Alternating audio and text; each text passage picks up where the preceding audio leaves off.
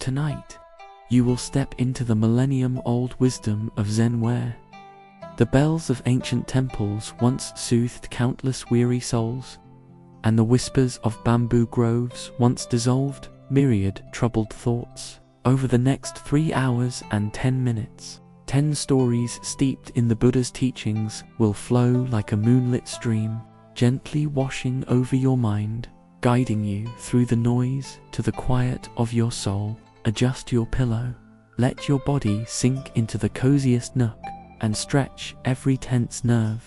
Now, close your eyes with me and take one deep breath. Inhale, feeling the air caress your nostrils. Exhale, letting your shoulders sink naturally with the breath.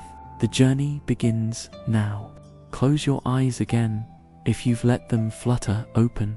Let the weight of your body settle deeper into the mattress, as if the earth itself is gently pulling you downward, holding you safe.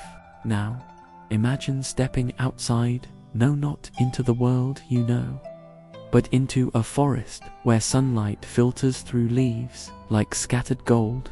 The air here smells of damp soil and something green, something alive. You walk a narrow path, lined with moss that cushions your steps until the trees thin, and suddenly you're in a clearing, a grove of bamboo, tall and slender, their stalks reaching toward the sky like silent supplicants. It is late afternoon. A soft wind moves through the grove, and the bamboo sways, not violently, but with a slow, undulating rhythm, as if dancing to a song only they can hear. Their leaves brush against each other, making a sound like rain, but lighter. Shush, shush, shush, a lullaby. You stand at the edge of this grove, and as you listen, you notice a figure sitting beneath one of the thickest stalks, a monk, his posture straight but relaxed, his eyes closed, his hands resting gently on his knees. His name is Tao. He has come to this bamboo grove to meditate, as he does every afternoon, but today his mind is not still. It races like a stream caught in a storm. Thoughts bubble up unbidden. Did he forget to feed the temple's cat this morning? What if the abbot asks him to lead tomorrow's service, and he stumbles over the chants? What about the letter from his sister, which he hasn't replied to in weeks? Does she think he doesn't care? Each thought tugs at him, pulling his attention away from the present moment, making his breath shallow, his shoulders tight. You can probably relate. There are nights when your own mind feels like that, restless, unruly, as if it has a mind of its own. You lie in bed, and instead of drifting toward sleep, you're replaying a conversation from earlier, or worrying about tomorrow, or fixating on a mistake you made last week. It's as if your brain has decided to host a party, and all the loudest, most anxious guests have shown up, refusing to leave. Tao opens his eyes, frustration edging into his voice as he mutters to himself, "Why can't I just calm down?" He shifts, crossing and uncrossing his legs, as if the ground beneath him has grown uncomfortable. He tries to force his thoughts away, to clamp down on them like closing a fist around water.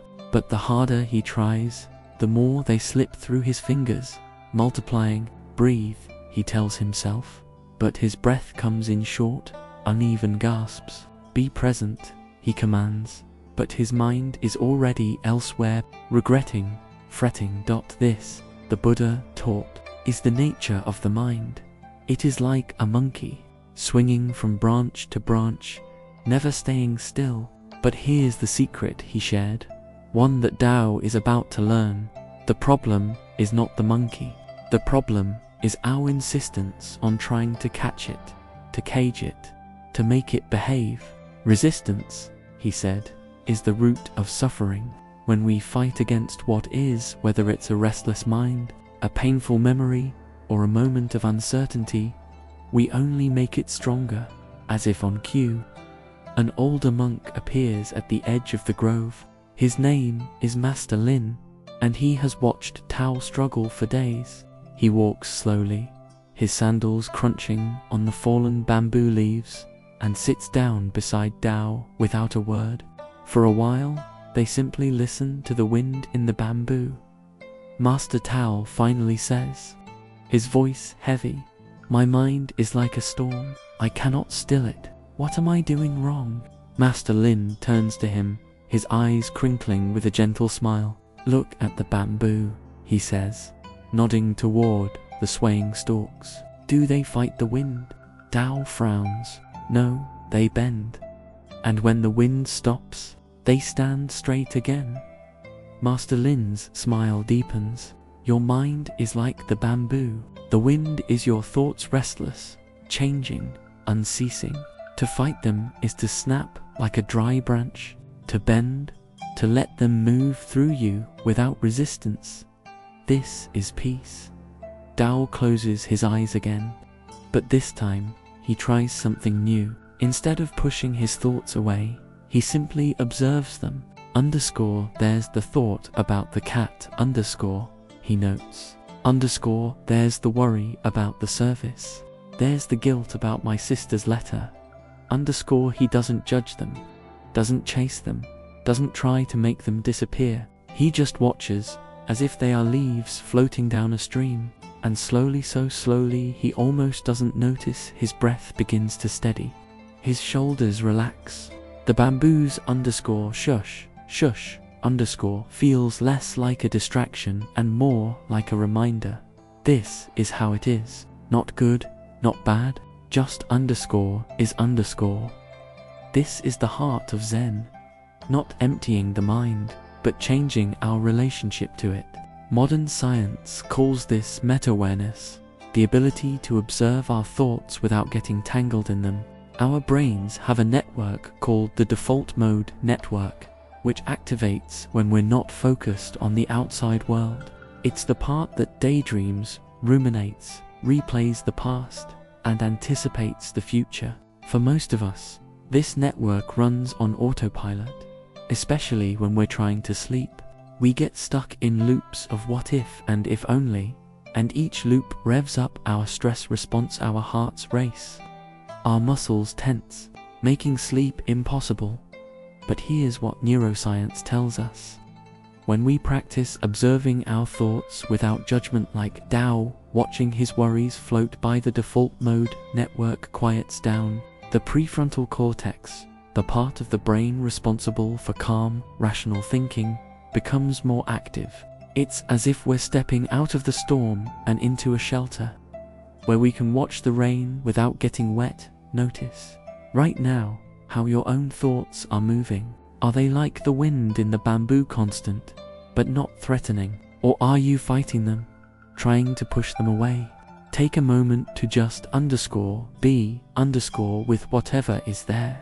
No need to fix it. No need to change it. Is down, but the bamboo still sways gently, as if carrying the memory of it. His thoughts haven't vanished. They're still there, like birds flitting through the trees, but they no longer have power over him. He realizes that restlessness isn't something to defeat. It's something to meet with kindness, with curiosity, with the same patience the bamboo shows the wind. This is a truth we often forget. Our minds are not enemies. They are simply doing what minds do, thinking, feeling, wondering. The suffering comes when we demand they be something else. When we say, "I shouldn't be restless. I shouldn't be anxious. I shouldn't be awake right now." These shoulds are like adding fuel to a fire. Think of it this way. If you're holding a hot stone, the pain isn't in the stone itself. It's in your refusal to let it go. Your restless thoughts are like that stone, clinging to them, fighting them, judging yourself for having them. This is what burns. Letting them be, observing them without attachment. This is how the burn fades. The bamboo grove grows darker as evening falls. Crickets begin to chirp, a slow, rhythmic song that blends with the rustle of leaves.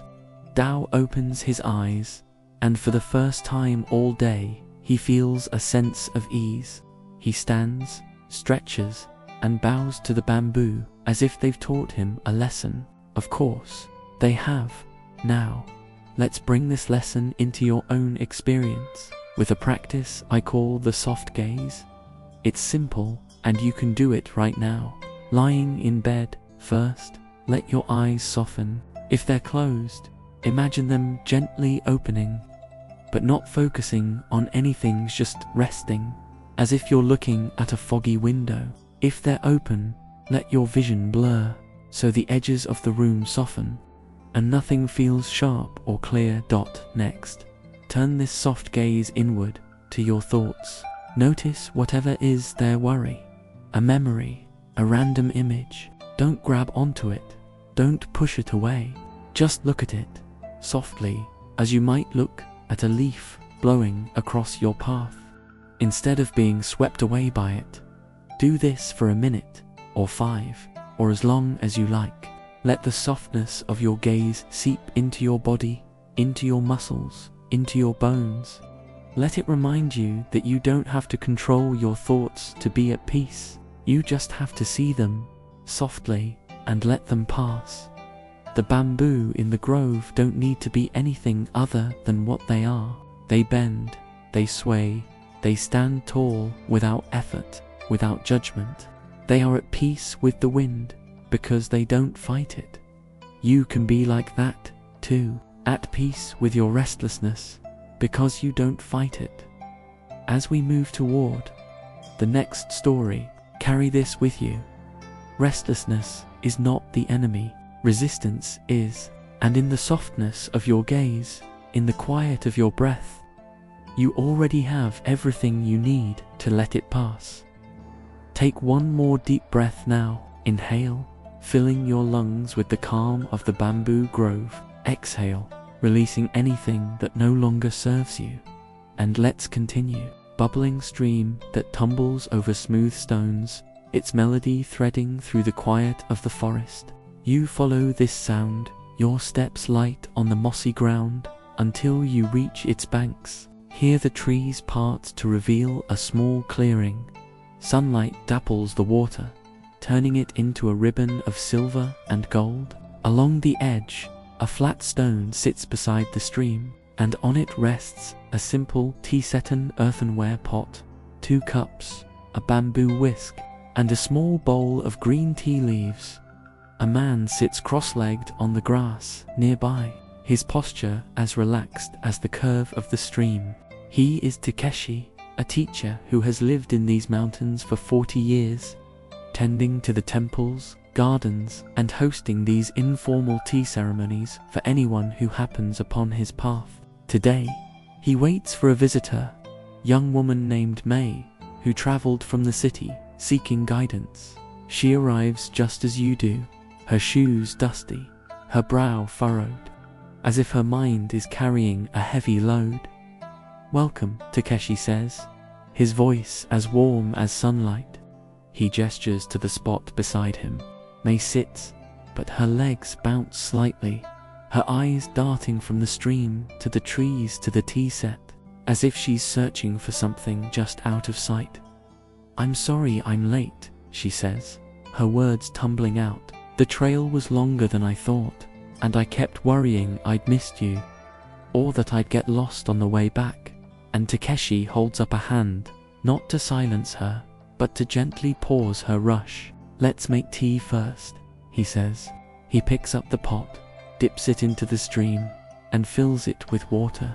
The sound is crisp, like glass breaking softly. He sets the pot over a small fire, its flames flickering orange against the green of the forest. Then he takes a handful of tea leaves, their scent fresh and grassy, and places them in a bowl. May watches, but her mind is elsewhere. "I came because I can't stop thinking," she admits. "At work, I'm thinking about home. At home, I'm thinking about work. When I'm with friends, I'm replaying a conversation from yesterday. When I try to sleep, I'm planning tomorrow. I feel scattered, like I'm never fully here. You know that feeling, don't you? It's the sense that life is happening around you, but you're watching it through a window, never quite stepping through.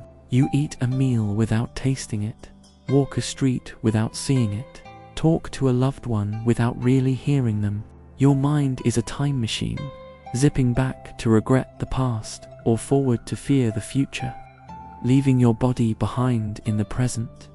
Takashi pours hot water over the tea leaves. They unfurl slowly, like tiny green flowers blooming in the bowl.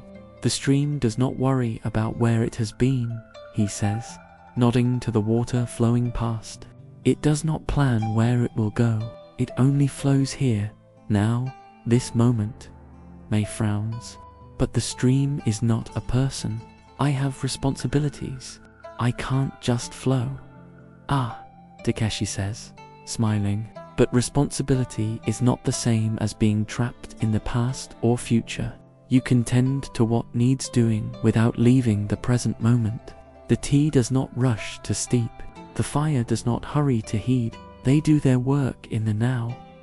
He picks up the bamboo whisk and stirs the tea, creating a frothy green foam that glimmers in the sunlight.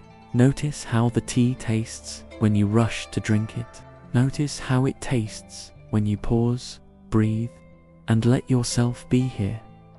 He pours the tea into 2 cups, their edges still warm from the steam. May takes hers, but her fingers tap the cup's surface as she sips. It's good, she says, but her eyes are on the path behind her, as if she's already planning her departure. Takeshi waits until she sets the cup down. What is it you fear in the present? He asks gently. May hesitates, then sighs. If I stop thinking about the past or future, what's left? What if I don't like what's here? What if it's empty? This is a fear many of us carry, that if we stop running from the present, we'll find it lacking, that the now is not enough, that we are not enough. So we distract ourselves with memories and worries, with to-do lists and regrets, because they feel safer than the raw, unfiltered experience of being alive in this moment. But here's what the Buddha taught, and what modern neuroscience confirms. The present moment is the only place where peace exists. The past is a memory, the future is a fantasy. Both are created by the mind. When we live in them, we're living in a story, not reality. And stories, especially the anxious ones, activate our body's stress response. Our heart rate rises, our cortisol levels spike, our muscles tense. This is why worrying about tomorrow keeps you awake tonight, ticks your body into thinking you're in danger, even when you're safe in bed. The default mode network, that part of the brain responsible for daydreaming and ruminating, is like a habitually chattering friend. It loves to tell stories about the past and future, and if we let it, it will talk all night. But just as you can choose to listen to a friend or gently redirect the conversation, you can choose to step out of the default mode network and into the present. Takeshi points to the stream again. Watch the water, he says. See how each ripple is unique, never to be repeated. This moment, this cup of tea, this sunlight, this sound of water is the same. It will never come again. To miss it is to miss a miracle. May looks at the stream, really looks. She watches a leaf float by, spinning slowly in the current. She notices how the sunlight catches a droplet of water as it falls from a stone, turning it into a tiny rainbow. She hears a bird call from the trees, clear and bright. And for a moment, just a moment, her tapping fingers still, her breath deepens. She is here, not in her to-do list, not in her regrets, but here. You can feel this, too. Notice the sensation of the air on your skin, cool or warm, gentle or still. Notice the sound of your breath, the rise and fall of your chest. Notice the weight of your body against the mattress, the softness of your pillow beneath your head. These are not distractions from life, they are life, happening right now, in this moment. Let's anchor ourselves in this moment with a simple practice. The present breath. It takes only a minute, and you can return to it whenever your mind starts to wander into the past or future. Inhale through your nose, and as you do, say silently to yourself, I am breathing in, and I am here now. Exhale through your mouth, and say, I am breathing out, and this is all there is. Do that again. Inhale, I am breathing in, and I am here now. Exhale, I am breathing out, and this is all there is. Feel how these words ground you, like planting your feet in soft earth. They remind your mind that the past and future are just thoughts, while the present is alive, tangible, real. May finishes her tea, and this time she savors it, the slight bitterness, the lingering warmth, the way it feels going down her throat. I think I understand, she says. It's not that I have to stop thinking about the past or future. It's that I don't have to live there. I can come back whenever I want to this. She gestures to the stream, the teacup, the sunlight. Takeshi nods. The mind is like a bird, he says. It flies away, but it always returns to its nest. Your nest is here, in this moment. You need only remember to welcome it back. As the afternoon wears on, the stream continues to flow, unhurried. May helps Takeshi pack away the tea set, but her movements are slower now, more deliberate. When she stands to leave, she pauses at the stream's edge, closing her eyes for a long moment. You can see her shoulders relax, her jaw unclench. She is saying goodbye to the past, letting go of the future, and for now, that is enough. This is the gift of the present moment. It is always available, no matter how far your mind has wandered, no matter how tangled your thoughts. You can return through a breath, a sound, a sensation. You can return to the feeling of your feet on the floor, the taste of toothpaste in your mouth, the sound of your own heartbeat. These are the anchors that keep you grounded in the now. So tonight, when your mind starts to time travel, when it pulls you into a memory or a worry, try this. Pause, take one breath, and ask yourself, what is happening right now? Notice 3 things you can sense.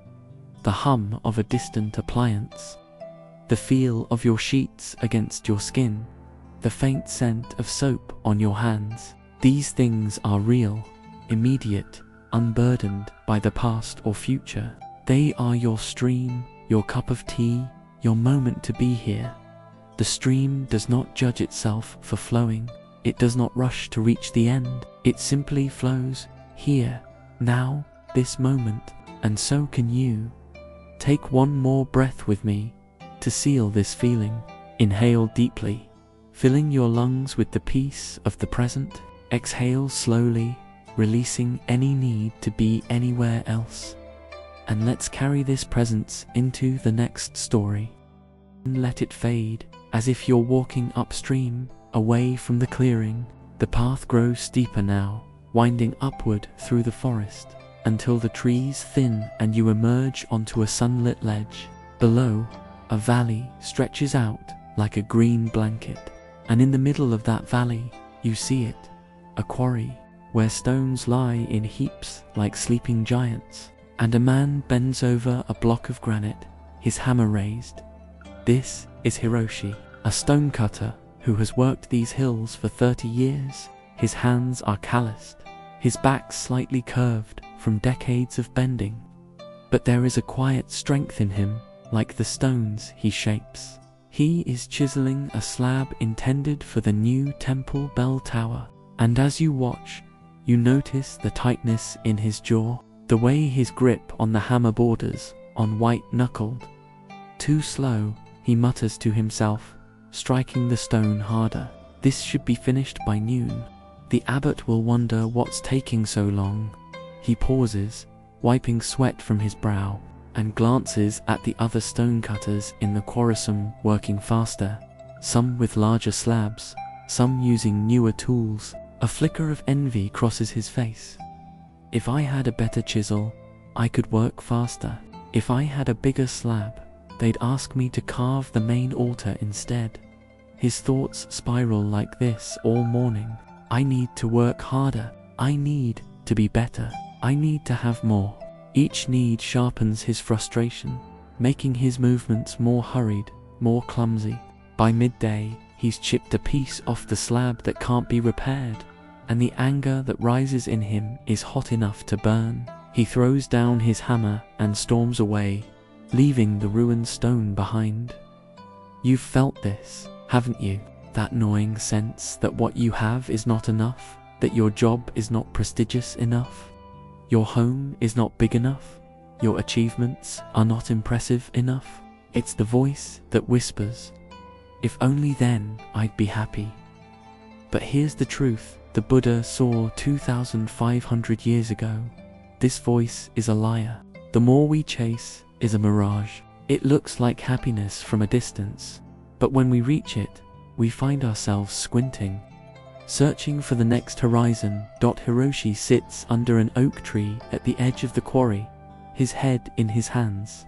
An old man approaches Master Tanaka, the retired stonecutter who taught Hiroshi the trade. He carries a small, weathered box, and he sits down beside Hiroshi without a word, opening the box to reveal a collection of stones, some rough and unpolished, some carved into simple shapes, some smooth from years of being held.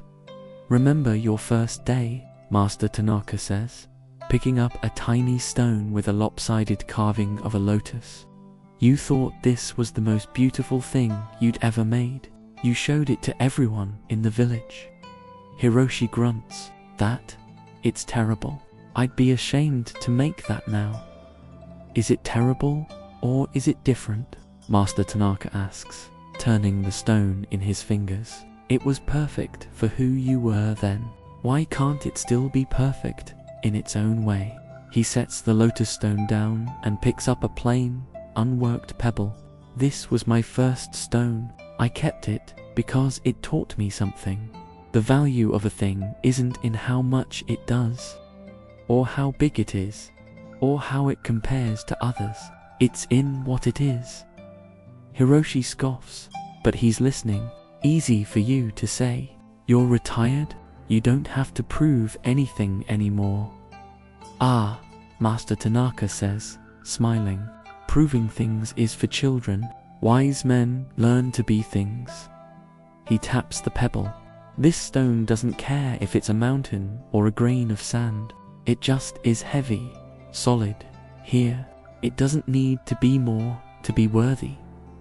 Modern psychology calls this attachment to outcome, the belief that our worth depends on achieving specific goals. When we tie our happiness to more, we activate the brain's reward system in a way that's similar to addiction.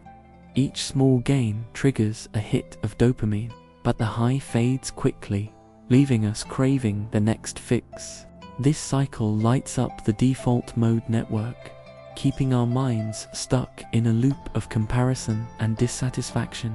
Over time, it wears on our nervous system, raising our stress hormones and making it harder to fall asleep. After all, a mind that's busy chasing can't afford to rest. Master Tanaka points to the ruined slab in the quarry. "That stone was perfect before you picked up the hammer. It had its own shape, its own purpose. You tried to make it into something else, and in doing so, you lost both what it was and what you wanted it to be." He hands Hiroshi the pebble. "Feel this. Notice its weight, its texture. It doesn't need your approval. It just is. Can you be like that?" Hiroshi closes his fingers around the pebble. It's cool against his palm, rough in places, smooth in others. For a moment, he stops thinking about the bell tower, about the other stonecutters, about all the things he doesn't have.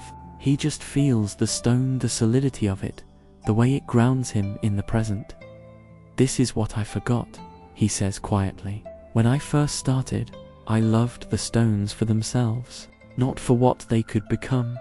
but for the stories they held, the rain that fell on them, the roots that grew around them, the years they spent buried in the earth. I loved working with them, not just finishing them. Master Tanaka nods. The path of the stonecutter is like the path of life. We think we're shaping the stone, but the stone is shaping us. It teaches patience. It teaches humility. It teaches that sometimes the most beautiful things come from what we don't do, from letting the stone reveal itself, instead of forcing it to be something it's not. Hiroshi returns to the quarry, but something has shifted. He picks up his hammer, but his grip is lighter now, more intentional. He looks at the ruined slab, not with anger, but with curiosity. What can you be instead? He asks the stone. By afternoon, he's chiseled it into a small Buddha statue. It smiles, soft and serene, a statue that would never have existed if the slab hadn't been ruined. The abbot sees it and declares it perfect for the temple garden, where it will sit under a cherry tree, reminding visitors that brokenness can be a kind of opening. This is the wisdom of letting go of more. It's not about settling, but about seeing. When we stop chasing the next thing, we start noticing the miracle of what's already here. A warm cup of tea, a moment of silence, the way sunlight falls through the window. These things don't shout, they whisper.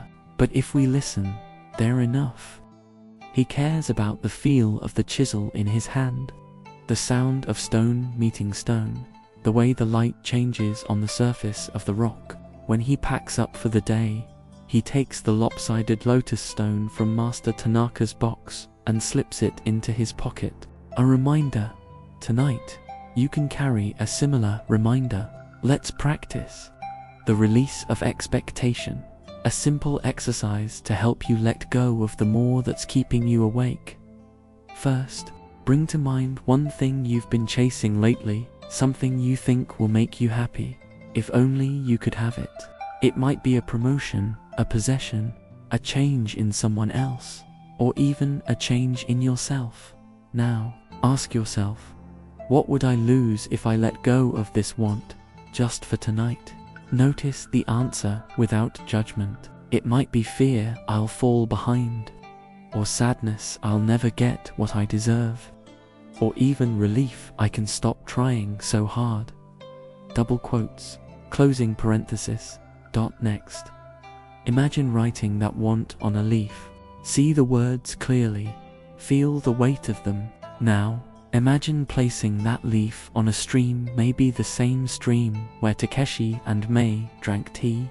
Watch it float away, spinning slowly, growing smaller until it disappears around a bend. As it goes, say silently to yourself, I release this need, I am enough, just as I am. What I have is enough, just as it is. Do this with one more want. If you like something smaller, something that's been niggling at you, write it on a leaf, set it on the stream, watch it go. Hiroshi learns that night, as he sits outside his cottage, polishing the lotus stone, that peace isn't found in having more. It's found in being grateful for what's already yours. The moon rises, casting silver light over the quarry, and he thinks of the ruined slab, now a Buddha, now a teacher. Everything changes. He realizes everything is enough. For the moment it is. This is the gift of letting go. It frees you from the prison of someday. Someday when you have more. Someday when you're better. Someday when life is perfect. But someday never comes. There's only today. This breath, this moment, this life, exactly as it is. The stonecutter sleeps deeply that night, his hand curled around the lotus stone. When he wakes, the sun is already up, but he doesn't rush. He makes tea, watches the light play on the mountains, and smiles. Today, there will be work to do, but there will also be this quiet, this gratitude, this enough. Take one more breath with me, letting this truth settle in your bones. Inhale, and know that you are enough. Exhale, and know that what you have is enough. And as we move forward, carry this with you. The more you seek is already here, in the fullness of this moment. Section 4. Rain in the garden. Allowing emotions to flow, let the weight of the stonecutters.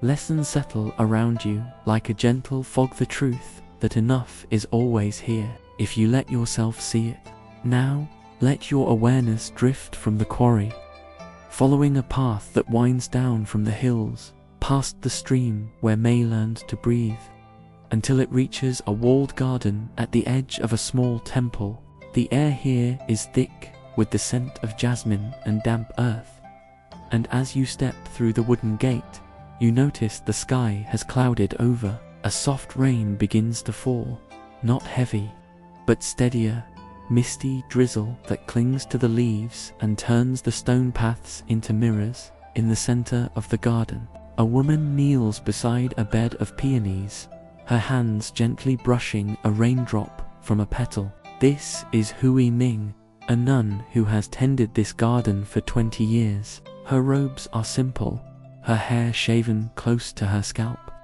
but there is a light in her eyes that seems to glow even in the grey weather.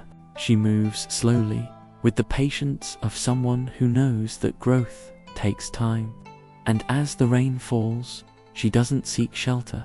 Instead, she stands, closing her eyes, letting the water kiss her face, her hands open at her sides. A young novice bursts through the gate, clutching her robes to her chest, her shoes squelching in the mud. "Sister Hui Ming," she calls, her voice tight with frustration. "The rain is ruining the vegetables. The lettuce will rot, and the abbot will be angry." And Hui Ming turns, her smile softening the lines of her face. "Anger, like rain, is just water. Lin, it only becomes a problem when we try to dam it up." She gestures to the garden beds, where small channels have been dug between the plants. "See how the rain flows into the furrows? It doesn't fight the earth. It follows the path made for it, nourishing as it goes." Lin scowls, but she steps closer, her bare feet sinking into the cool soil. "Easy for you to say. You never get upset. I saw you this morning when the roof leaked on the sutras. You just cleaned them up like it was nothing." "Ah," Hui Ming says, plucking a single raindrop from a leaf and letting it fall into her palm. "I get upset, but I don't hold it. What's the difference between a storm and a flood? A flood happens when the river can't flow. The storm is just water moving through." She leads Lin to a wooden bench under a ginkgo tree, its branches heavy with rain, and they sit, watching the garden drink in the moisture. "You know this, don't you? The way emotions can feel like a storm, unpredictable, overwhelming, threatening to sweep you away. You've probably tried to weather them by clamping down, by telling yourself, don't cry, don't get angry, don't feel scared. But here's what Hui Ming knows, what the Buddha taught. Emotions are like rain, they are meant to flow. To dam them is to invite a flood. Lin fidgets on the bench, her fingers twisting the edge of her robe. "My mother wrote yesterday. She's sick, but she won't let me come home. She says, the temple needs me more. I feel guilty, like I'm abandoning her. But if I go, I'll let everyone here down. I don't know what to do with it all." Her voice cracks, and she turns her face away, wiping at her eyes. "I shouldn't feel this way. Nuns are supposed to be calm, detached." Hui Ming reaches over, placing a hand on Lin's arm. "Detachment is not the absence of feeling, it is the absence of clinging.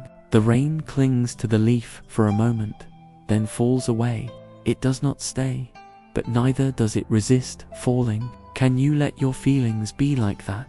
Modern psychology calls this emotional suppression, the act of pushing down unwanted feelings, and research shows it's exhausting. When you suppress an emotion, your brain activates the amygdala, the fear center, as if you're in danger. Your heart rate increases, your muscles tense, your breathing becomes shallow, all part of the body's stress response. Over time, this constant suppression wears on your nervous system, making it harder to sleep, harder to focus, harder to feel at peace. It's like holding your breath underwater. Eventually, you have to come up for air. The Buddha compared the mind to a bowl of water. When you shake the bowl, the water grows cloudy.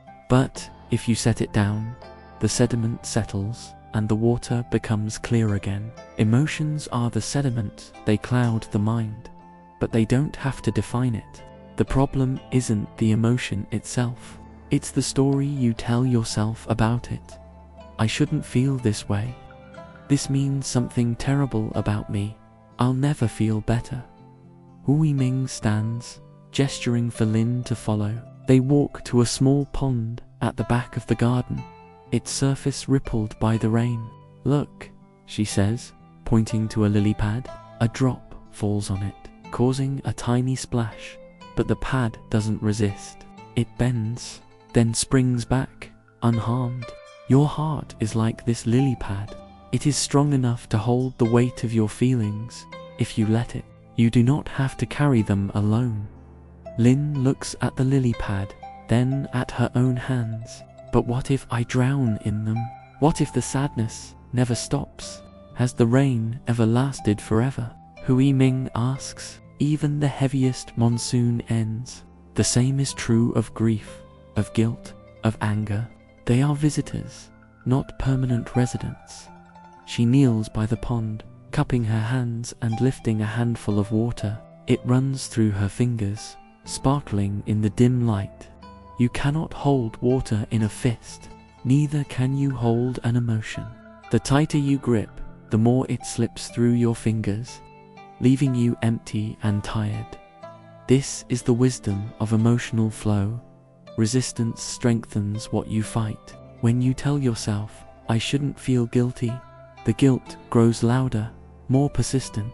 It's like a child throwing a tantrum. The more you ignore it, the louder it screams. But when you acknowledge it, when you say, I feel guilty, and that's okay, it begins to soften, to lose its power.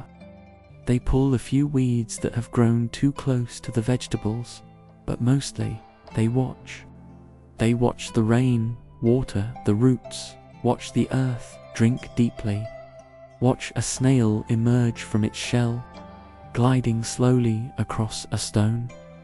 This is what I forgot, Lin says finally, her voice quiet. When I was a child, I loved the rain. I'd run outside and splash in puddles, even if I got in trouble. I didn't care if my clothes got wet or if I caught a cold. I just felt it. Hui Ming smiles. You can still do that. Not with puddles, perhaps, but with your feelings. You don't have to act on them. You don't have to fix them. You just have to let them fall, like rain. As the afternoon turns to evening, the rain slows, then stops. A shaft of sunlight breaks through the clouds, painting a rainbow across the garden. Lin looks at her hands again, but this time, they're steady. I think I'll write to my mother tomorrow, she says. Not to argue, not to beg, just to tell her I love her. That might be enough. Hui Ming nods. It is always enough. Tonight, you can practice this same letting go with a simple exercise called labeling the rain. It's designed to help you sit with difficult emotions without getting swept away, especially on those nights when your mind won't quiet. First, close your eyes or soften your gaze, if they're already closed, and bring your attention to your breath. Inhale, exhale, no need to change it, just let it be. Now. Notice any emotion that's present. It might be sadness, anger, worry, guilt, whatever is there. Don't judge it, don't analyze it, don't try to make it go away. Just notice it, like noticing the rain. Next, label it silently to yourself. This is sadness, this is worry, this is guilt. Naming an emotion activates the prefrontal cortex, the calm, rational part of your brain, and helps disengage the amygdala, the fear center. It's like turning on a light in a dark room. Suddenly, things feel less threatening. Then imagine that emotion as a raindrop on a leaf. See it clearly, its shape, its shine, the way it clings for a moment, then falls. As it falls, say silently, "This too will pass." Do this with each emotion that arises. Label it, see it as a raindrop, let it fall. If your mind wanders, and it will, gently return to your breath, then to the emotion, then to the label. This practice is not about making emotions disappear. It's about making space for them, space to flow, space to be, space to pass. Like the garden, you do not need to fear the rain. You need only let it water what needs growing. What Wei Ming tends to her garden long after Lin has gone, her hands brushing the petals of the peonies, now heavy with rainwater. She knows that tomorrow some flowers may droop, some leaves may yellow, but new buds will form. New life will push through the soil. This is the cycle. Growth, decay, renewal. Emotions are no different. The moon rises over the garden, casting a silver glow over the wet earth. Hu Weiming sits on the bench, listening to the drip of water falling from the ginkgo leaves, and smiles. There is no hurry here, no need to fix, no need to fight. There is only this moment, the scent of rain, the sound of water, the quiet knowledge that all things, even pain, are meant to flow. Take one more breath with me, letting this truth sink in. Inhale, and feel the space in your chest for whatever emotion is present. Exhale, and let it flow, like rain into the earth. And as we move forward, remember, your heart is a garden. It needs the rain to grow. Awareness shift from the rough edges of the mountain to a walled garden, hidden behind the wooden gates of a small temple. The sky has clouded over, and fat drops of rain are beginning to fall, each one tapping lightly against the leaves, like a finger brushing a drum. Inside the garden, a woman moves slowly between the flower beds, her steps as deliberate as a monk in meditation. She is Sister Anne, a nun who has tended these gardens for 20 years. Her grey robes are dotted with raindrops, but she doesn't seem to notice. She bends to adjust a trellis, her fingers brushing a rose bush whose petals are just starting to unfurl. When the first heavy drops fall, she lifts her face to the sky, closing her eyes, as if drinking in the rain. A young woman stands at the garden gate, hesitating. Her name is Lena, and she's traveled from the city. Her eyes red from crying, her hands clasped tightly as if holding back a storm. "May I enter?" she calls, her voice wavering. Sister Anne turns, smiling. "The garden belongs to the rain, and the rain belongs to everyone," she says. "Come in, let it wash your feet." Lena steps through the gate, her shoes sinking into the soft earth. She watches as Sister Anne kneels beside a bed of peonies, their buds heavy with rainwater. "I don't understand," Lena says, her voice breaking. "Everyone tells me to calm down, to let it go, but I can't. The anger about my mother, about the job I lost, about everything, it just stays. It's like a rock in my chest, and I can't breathe around it. You know that feeling, don't you? The one where an emotion, anger, grief, fear settles in your body and refuses to leave. You try to push it down, to ignore it, to be strong, but it only grows heavier. It wakes you at 3 a.m., your heart racing, your mind replaying the words that hurt you, the moments you regret. You think, why can't I just get over this? Sister Anne stands, brushing dirt from her robes. "Look at the peonies," she says. Lena follows her gaze. "Last week, a storm came through much fiercer than this. The wind snapped their stems. The rain battered their leaves. I thought they'd die. She touches a peony bud, which glistens with rain. But instead of fighting the storm, they drank the water. They let the rain soak into their roots, even when it hurt. Now look, they're stronger for it. Lena scoffs. Emotions aren't flowers. Anger isn't rain. It's poison. Is it? Sister Anne asks gently. Or is it poison only when you try to bury it? Think of a stream blocked by a dam. The water doesn't disappear. It builds until it overflows, messy, destructive. But let the dam break, let the water flow, and it becomes life again. She gestures to the garden, where rainwater is pooling in small rivulets, feeding the soil. Emotions are like water. Lena, they're meant to move.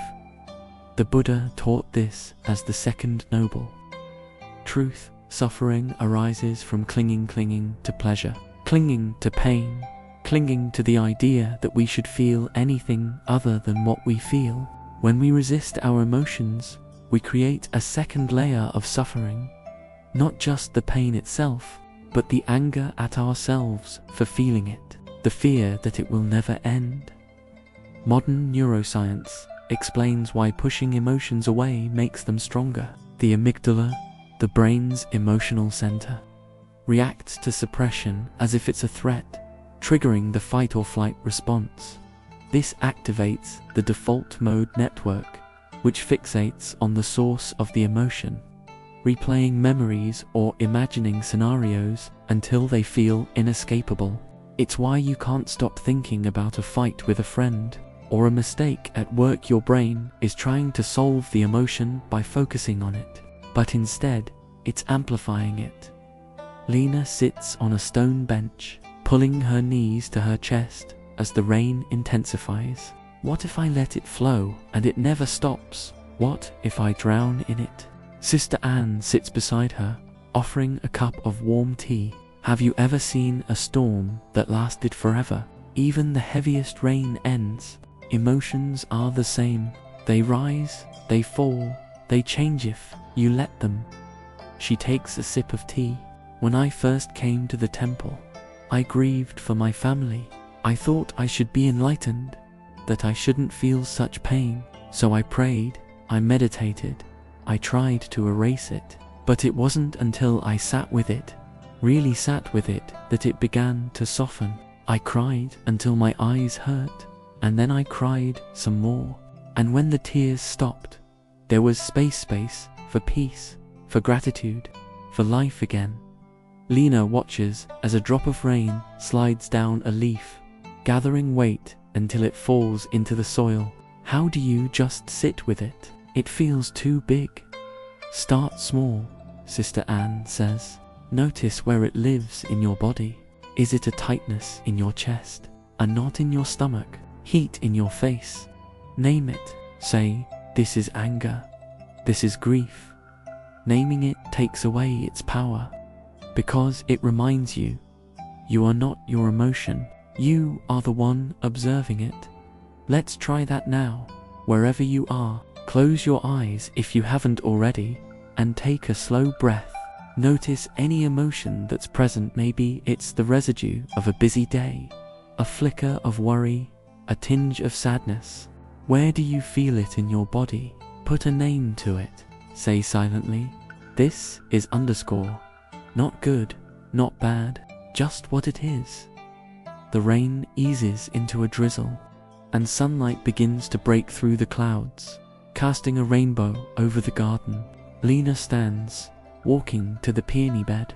She touches a bud, and as she does, a drop of rain falls onto her hand. It's cold, she says, surprised. Like your anger, Sister Anne says, sharp, intense, but not forever. Lena laughs, a small, shaky sound. I never thought of it that way. She takes a deep breath, and for the first time in weeks, she doesn't try to hold it in.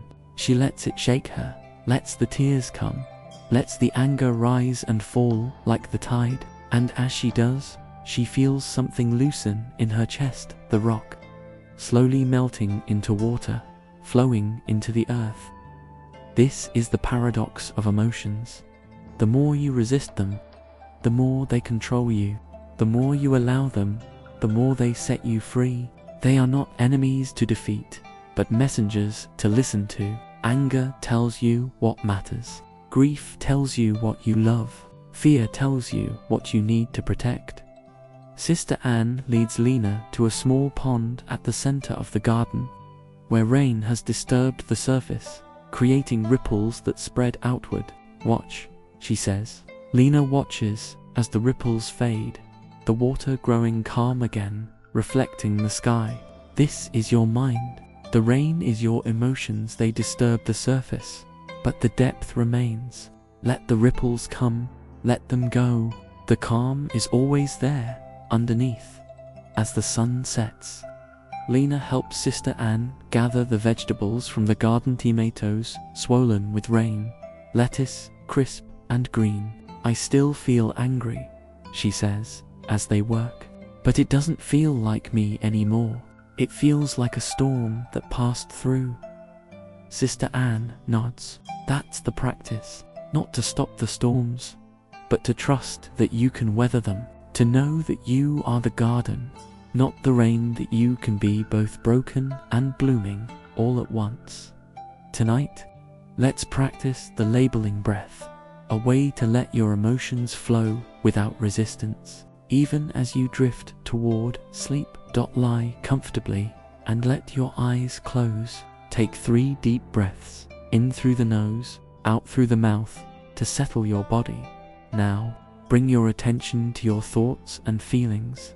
Notice whatever is there: frustration, sadness, worry, even joy. When you identify an emotion, label it silently: thinking, feeling, worrying, hoping. If your mind wanders, and it will, gently label that too. Wandering, distracted. Then return to your breath, the anchor that keeps you in the present. Inhale, and know you are breathing in.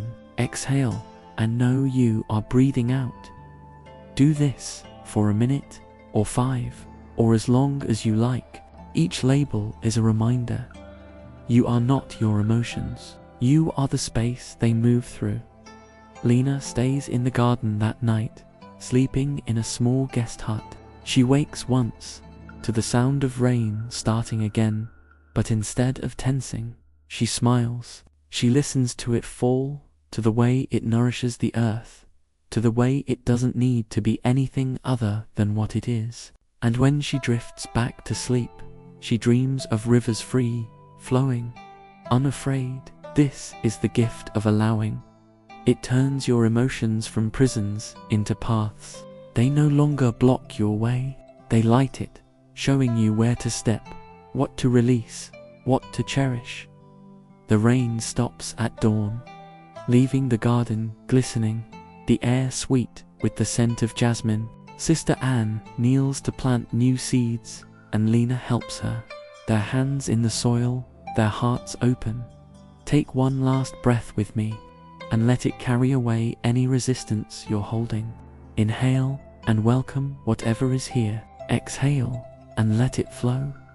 And as we move forward, remember, your emotions are not storms to fear. They are rain to receive, so that you might grow. Smooth as glass, the moon hangs low in the sky, full and bright, casting a silver path across the water that seems to stretch forever, as if inviting you to step onto it. The air here is cool, carrying the scent of pine and damp earth, and the only sounds are the hoot of an owl in the distance and the soft lapping of water against the shore. On the bank, a traveler sits with his knees drawn to his chest. His name is Kato, and he has been walking for weeks, fleeing a past he can't seem to outrun. He carries a small pack, but it's not the weight of his belongings that burdens him, it's the weight of his own thoughts. Sharp and unforgiving. You should have done better, they whisper. You're weak. You're unworthy. No one will ever forgive you. He came to this lake hoping to find peace, but instead, he finds something else, his reflection, clear and unflinching, staring back at him from the water. He flinches, as if burned. It's not just his face, he sees its every mistake, every regret, every moment he's ever fallen short. He looks away, but the image stays with him, etched into his mind like a scar. You know this feeling, don't you? That moment when you catch sight of yourself in a mirror and all you see are flaws, the way your hair falls, the lines around your eyes, the parts of yourself you wish you could change. But it's not just physical, it's the mental mirror we hold up to ourselves daily. I'm too loud, I'm too quiet, I'm not smart enough, I'm not kind enough. These thoughts aren't just words, they're weapons, and we're the ones wielding them. Cato stands, pacing along the shore, as if he can outrun his own reflection. Why can't I just let it go? He mutters, kicking a stone into the water.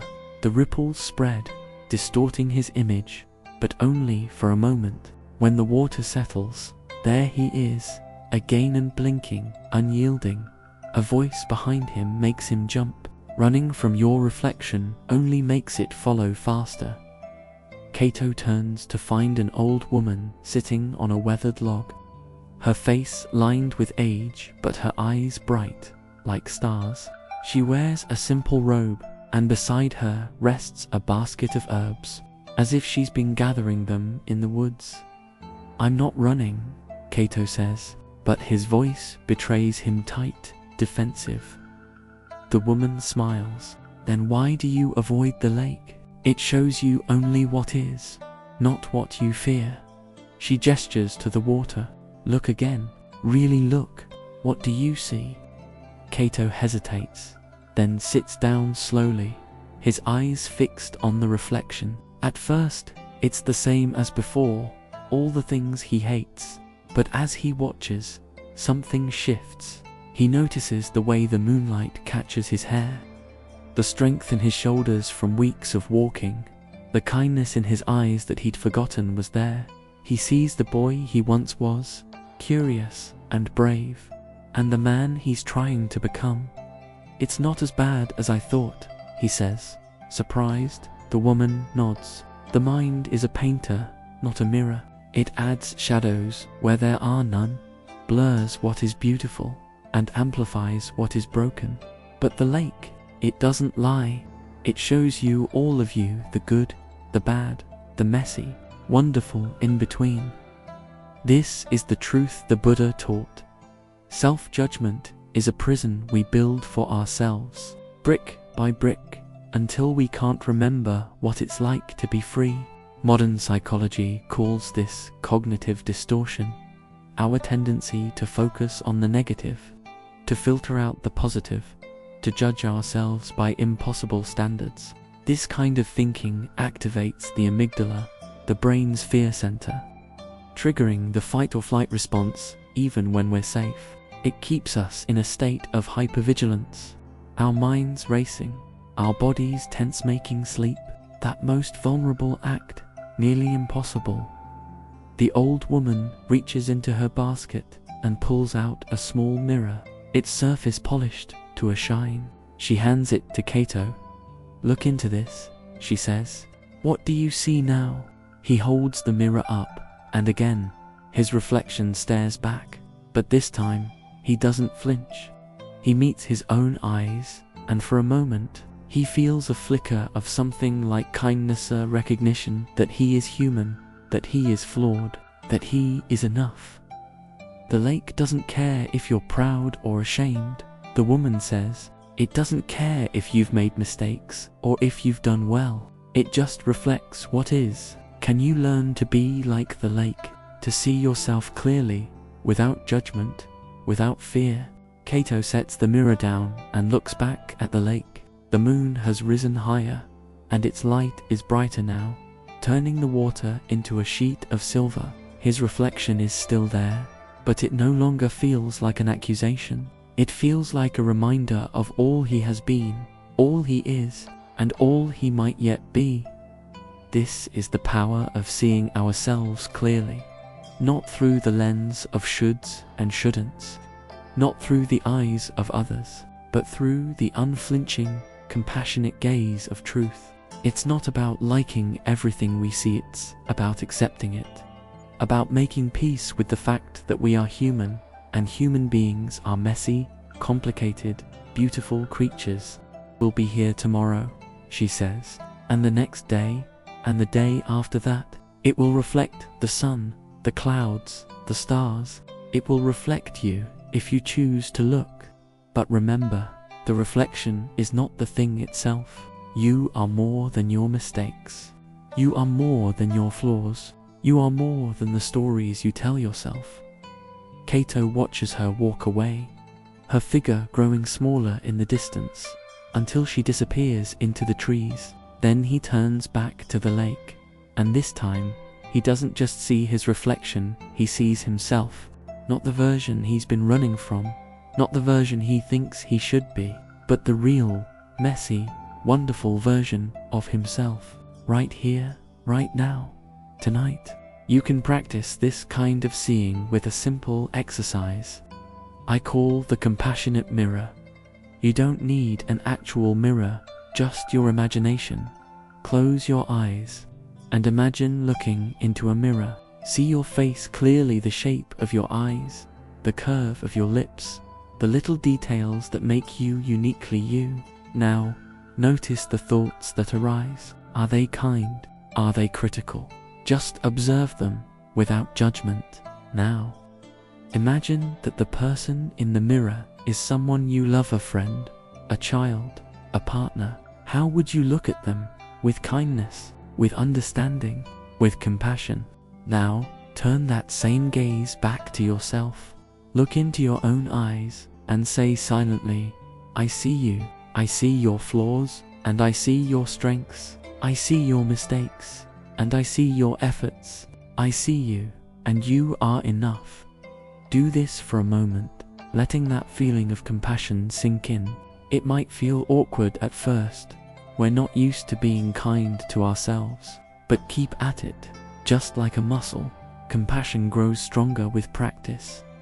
Kato stays by the lake all night, watching the moon cross the sky, watching the stars fade as dawn approaches. When the first light of morning touches the water, he stands, packs his bag, and starts walking not away from his past, but forward toward his future. He knows he'll stumble, he knows he'll make mistakes, but he also knows that he is more than those things. He is, as the lake so gently showed him, enough. This is the gift of seeing yourself clearly. It sets you free, free from the prison of self-judgment, free from the weight of other people's expectations, free to be exactly who you are. And in that freedom, there is peace, deep, abiding peace. The kind that makes sleep come easily. The kind that makes life feel light. Take one more breath with me, carrying this feeling with you. Inhale and feel the truth of your own worth. Exhale and release any judgment, any fear, any doubt. And as we move forward, remember, you are more than your reflection. You are more than your mistakes. You are enough, just as you are. Nights with cold winter, sharp and clear, painting the world in monochrome. You stand at the edge of a forest where every tree has shed its leaves, their branches reaching toward the sky like skeletal fingers. The ground is dusted with snow, crunching softly underfoot, and the only sound is the wind whistling through the bare limbs. Deep in this forest, there is a small hermitage hut made of logs, its roof heavy with snow. Inside, a fire crackles in a stone hearth, casting golden light on the rough wooden walls. Seated near the fire is an old woman named Ime, who has lived here alone for 20 winters. Her hair is white as the snow outside, but her eyes are bright, like embers. She holds a mug of herbal tea, its steam curling upward, and watches through the window as the wind shakes the branches of an ancient oak tree. A knock at the door breaks the silence. EMI sets down her mug and opens it to find a young man standing there, his coat covered in snow, his breath coming in ragged gasps. "Please," he says, stamping his feet to warm them, "may I come in? I'm trying to reach the village before nightfall, but the snow's slowing me down, and He cuts himself off, glancing anxiously at the sky, where the sun is already dipping toward the horizon. "Come in," EMI says, stepping aside. "The village is 3 hours' walk from here. Even in good weather, you won't reach it before dark." The young man, his name is Kenji, sits by the fire, rubbing his cold hands. "But I have to get there tonight," he insists. "I promised to deliver a package for the doctor. What if someone's waiting for medicine? What if they need it urgently?" His foot taps against the floor, a rapid, nervous rhythm. "I should keep going. I can make it if I hurry." EMI pours him a cup of tea and hands it to him. "Drink," she says. "Your hands are shaking." Kenji takes the mug, but his eyes dart to the window, as if he's calculating how much time he's wasting. "I don't have time to wait," he says. "Every minute I sit here, I'm falling further behind." EMI nods toward the oak tree outside. "Look at that tree," she says. "It has stood here for 200 winters. Do you think it grows fast?" Kenji follows her gaze. "It's a tree. It doesn't feel anything." "Ah," EMI says, smiling. "But it teaches us something about feeling. In summer, it leaves out slowly, one bud at a time. In autumn, it lets go of its leaves without hurry. In winter, it stands bare, waiting. It does not rush the seasons. It does not fight the cold. It simply is patient, still, trusting that spring will come." She turns back to him. "Why do we think we are different? Why do we rush through our lives as if there is not enough time?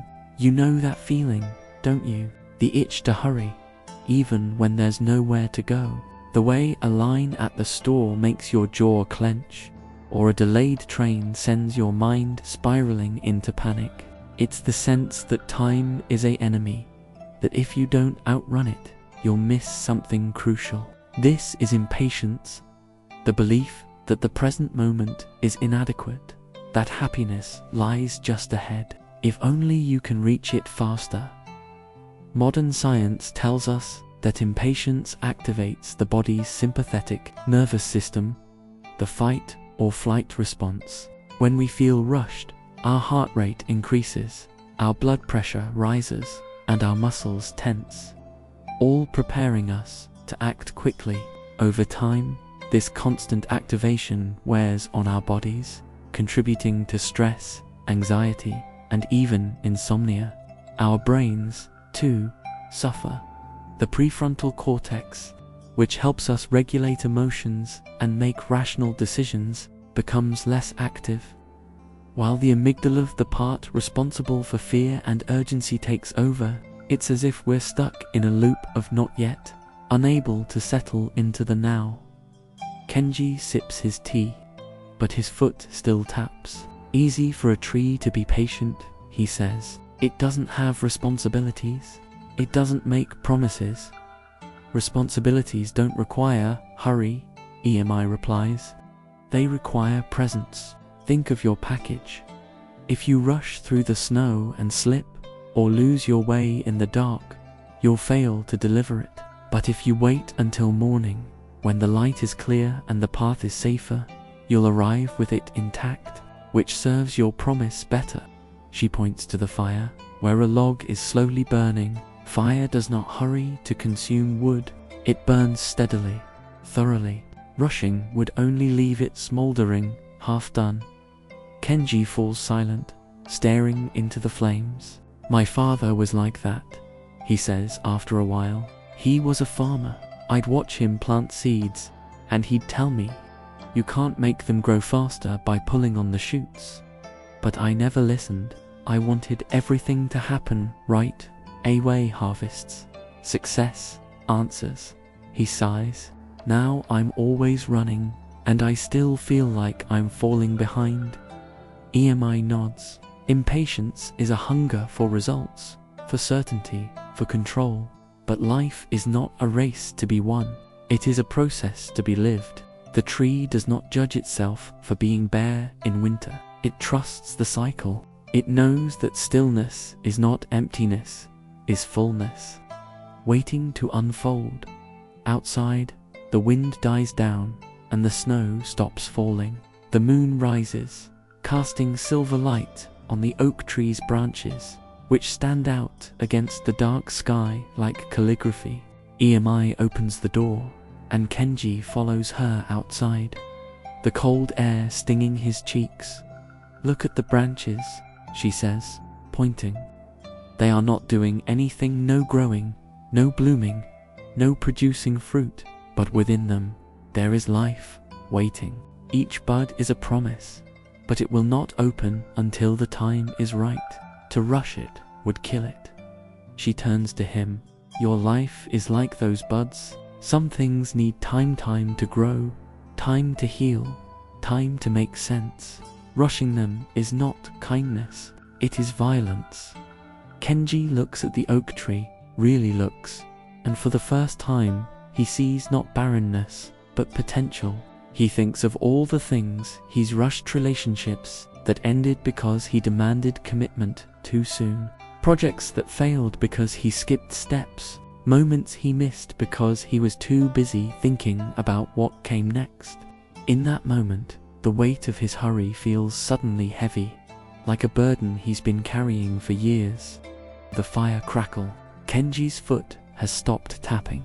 When he looks out the window now, he doesn't see a delay. He sees a gift. Time to rest.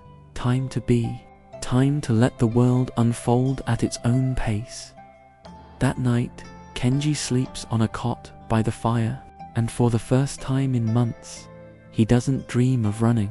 He dreams of the oak tree, standing silent and strong, and when he wakes at dawn, the sun is shining, the snow has stopped, and the path to the village is clear. He packs his things, thanks EMI, and sets off not in a rush, but with purpose, each step steady and sure. This is the wisdom of winter branches. Patience is not passivity. It is trust in the natural rhythm of life, in the quiet work that happens when nothing seems to be happening, in the knowledge that all things unfold in their own time. It is the courage to be still, even when the world around you screams to hurry. Tonight, you can practice this wisdom with an exercise I call waiting without hurry. It is simple, but profound, and it will help you cultivate patience in the moments when restlessness creeps in. Find something small to focus on: a candle flame, a snowflake, real or imagined, the rhythm of your breath. Let your attention settle on it, and make a silent commitment. I will watch this for 2 minutes, and I will not rush the time. I will not check the clock. I will not plan what to do next. I will simply be with this moment. When your mind inevitably starts to hurry, this is taking too long, I should be doing something else. Notice the thought without judgment, then gently return your focus to the object of your attention. Each time you do this, you are training your brain to stay present, to trust that the moment is enough as you practice. Remember Emi's words, stillness is not emptiness. In the quiet, in the waiting, there is a kind of magica, chance to reconnect with the part of yourself that knows how to be, not just do. That oak tree in the winter forest does not worry about spring. It knows spring will come in its own time, and until then, it stands tall, rooted in the earth, embracing the stillness. So can you. Take one more breath with me, slow and deep.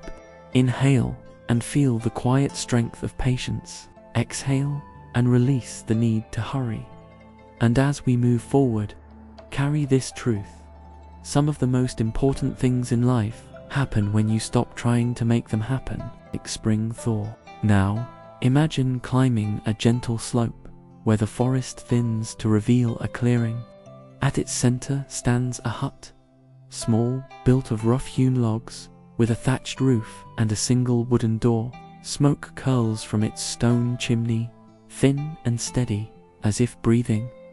This is the home of Sister Anne, a nun who left the bustling temple in the valley 10 years ago to live alone in these hills.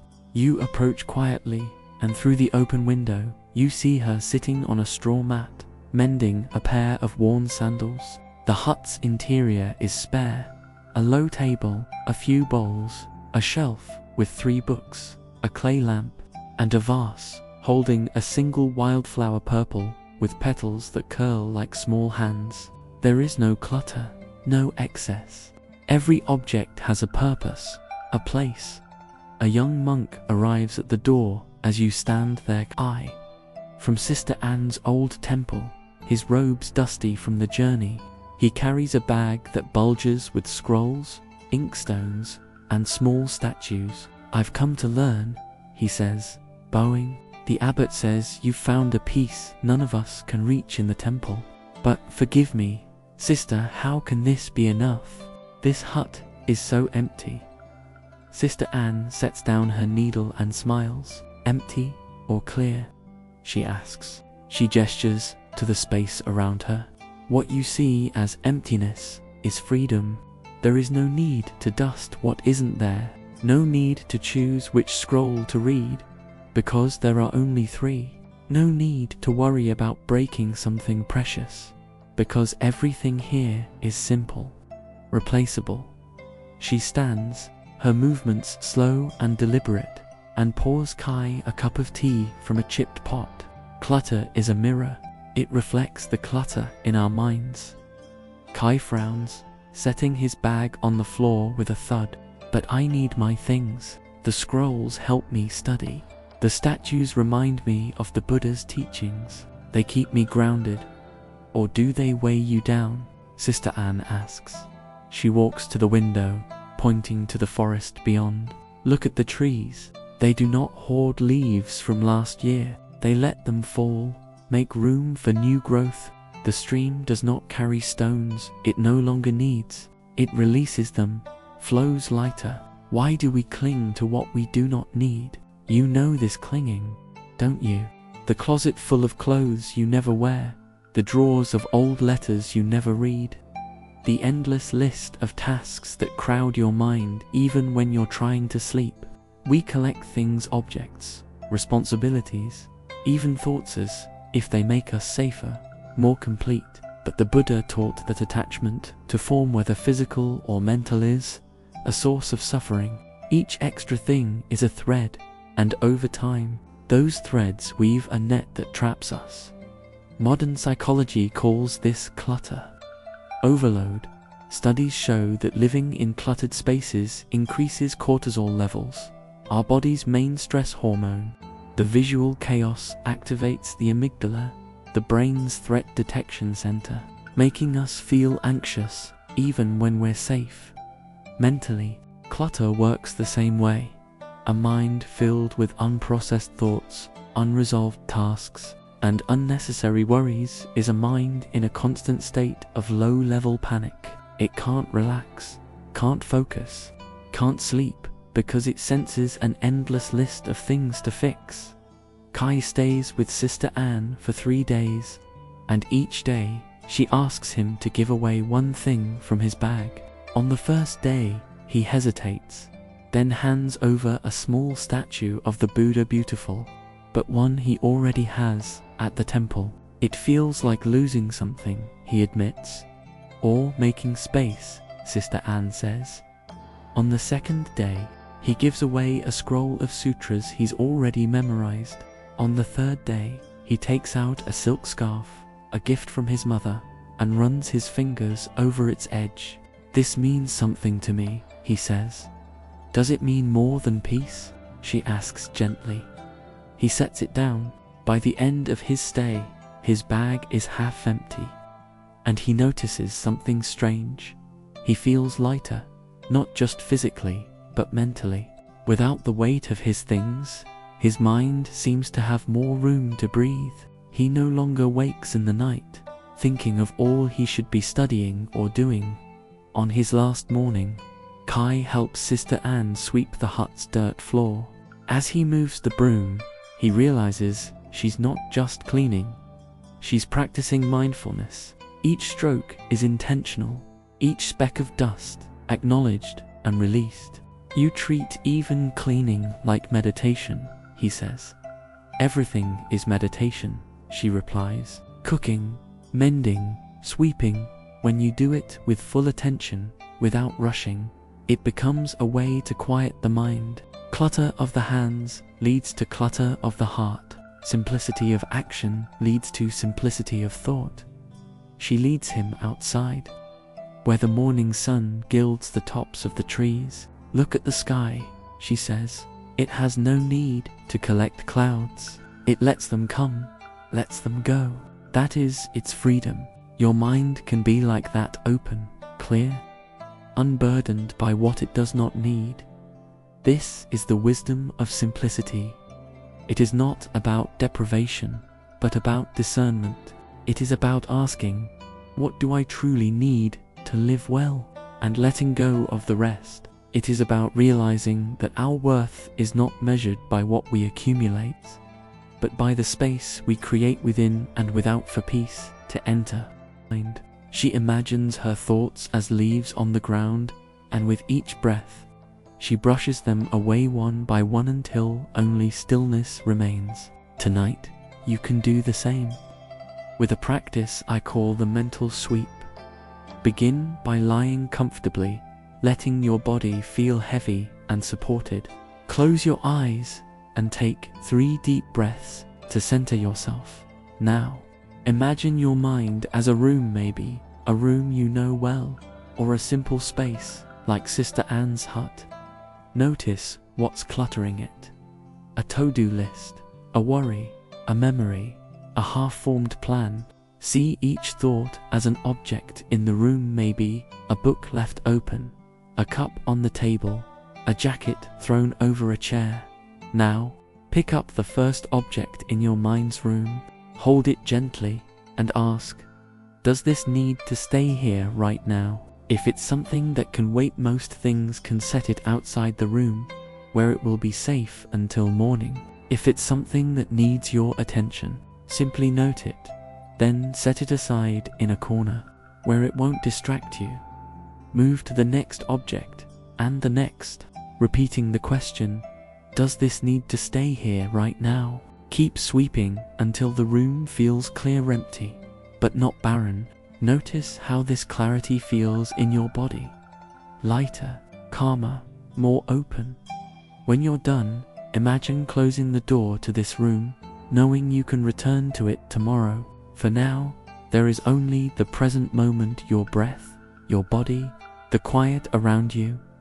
Guy leaves the hut that afternoon, his bag lighter, his steps more purposeful. He knows he'll return to the temple, to its bustle and its books. But he'll carry something with him.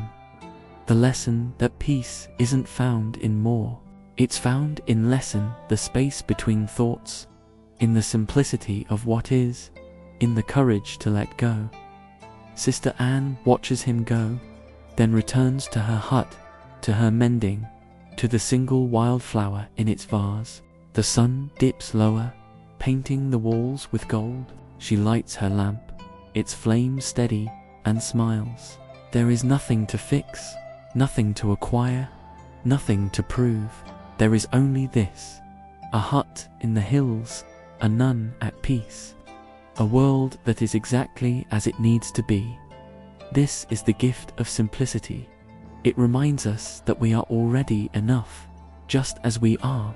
We don't need more things, more achievements, more approval. We need only to clear away the clutter that makes us forget this truth. Take one more breath, letting this simplicity settle into your bones. Inhale and feel the spaciousness in your chest. Exhale and release anything you don't need to carry. And as we move forward, carry this with you.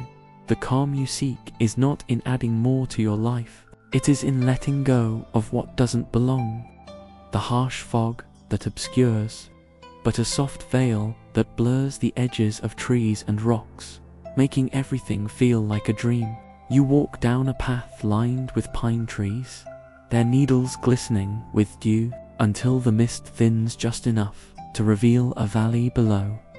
In that valley lies a village, a cluster of wooden houses with thatched roofs, smoke curling gently from chimneys. Beyond the village, on a low hill, stands a temple, its red gates barely visible through the mist. And then you hear it. Dong, the sound rolls through the air, deep and resonant, like a heartbeat. Dong again, slower this time, as if the mountain itself is breathing. It is the temple bell, rung each morning at dawn, and as it echoes, something shifts in the mist. Vibrations you can almost feel in your bones. In one of the village houses, an old woman named Yuki sits by her window, a cup of tea growing cold in her hands. She has lived in this village all her life, but since her husband died 3 winters ago, the days have felt empty, like a bowl with a crack in it. No matter how much she pours in, something always leaks out. Loneliness clings to her like the mist, heavy and damp. She hears the bell, and for a moment, she closes her eyes. Dong, the third chime rumbles through the house, and suddenly, she is not alone. She remembers her wedding day, when she and Taro stood in the temple courtyard as this same bell rang. She remembers her children's first steps, the way their laughter mixed with the bell's song. She remembers the villagers gathering for festivals, the bell calling them together like a mother's voice. In that sound, all these moments converge not as memories, but as a living thing, pulsing through her. You know that feeling, don't you? The sense that you're adrift, disconnected from the world around you. It might come in the middle of a crowded room, or in the silence of your own home, a hollow ache that whispers, you are separate, you are alone. This is one of the mind's greatest illusions, the Buddha taught. We see ourselves as isolated islands, forgetting that we are all part of the same ocean. Yuki sets down her tea and stands, wrapping a shawl around her shoulders. She opens her door and steps into the mist, her bare feet sinking into the cool grass. The bell rings again, and this time, she walks toward it, not quickly, but with the slow certainty of someone returning home. As she approaches the temple, she sees others emerging from the mist. A farmer with his boots caked in mud, a young mother carrying a sleeping child, a monk in grey robes. They don't speak, but their presence is a language. We are here. We are together. The bell's final chime fades, but its echo lingers, as if the air itself is humming. Yuki closes her eyes and breathes in the mist, which smells of damp earth and pine. In that breath, she feels it, the connection, not just to the people beside her, but to the temple stones that have weathered 100 storms, to the mist that will rise and become rain, to the child in the mother's arms who will one day hear this bell and feel the same pull. What modern science calls this collective consciousness, the idea that our brains are wired to sense our place in a larger whole. When we feel disconnected, the brain's amygdala, the part responsible for fear and threat detection, becomes overactive, triggering feelings of anxiety and unease. But when we feel connected to people, to nature, to something beyond ourselves, the prefrontal cortex, the calm, rational part, takes over, releasing chemicals like oxytocin that promote feelings of safety and peace. This is why the sound of a bell, a shared song, or even a sunset can ease loneliness. They remind us that we are part of something bigger than our individual worries. The monk who rang the bell steps out of the temple, smiling as he sees the small crowd. The bell does not ring for itself, he says, his voice soft enough to blend with the mist. It rings for the mountain, for the village, for the birds still sleeping in the trees. It rings to say, we are all one breath. Yuki thinks of her empty house, of the silence that used to feel so loud. She realizes now that silence was never empty, it was filled with the echoes of all the lives that had touched hers, all the connections she had taken for granted. Loneliness, she sees, is not the absence of others. It is the forgetting of how deeply we are woven into the fabric of the world, of the clouds in pink and gold. She thinks of Taro, of how he used to say, the bell is a bridge between night and day, between here and there, between us and everything else. She smiles, knowing he was right now. Let's practice the oneness breath, a way to nurture that sense of connection whenever loneliness creeps in. It's simple, and you can do it lying in bed, letting your body grow heavier with each breath. Inhale through your nose, and as you do, imagine breathing in the energy of the world around you, the warmth of the sun, the quiet strength of trees, the steady rhythm of the ocean. Even if you can't see it, you can feel it deep in your bones. Exhale through your mouth, and imagine sending your breath out into the world, nourishing the grass, the flowers, the people you love, even strangers you'll never meet. With each inhale, say silently, I am part of all that lives.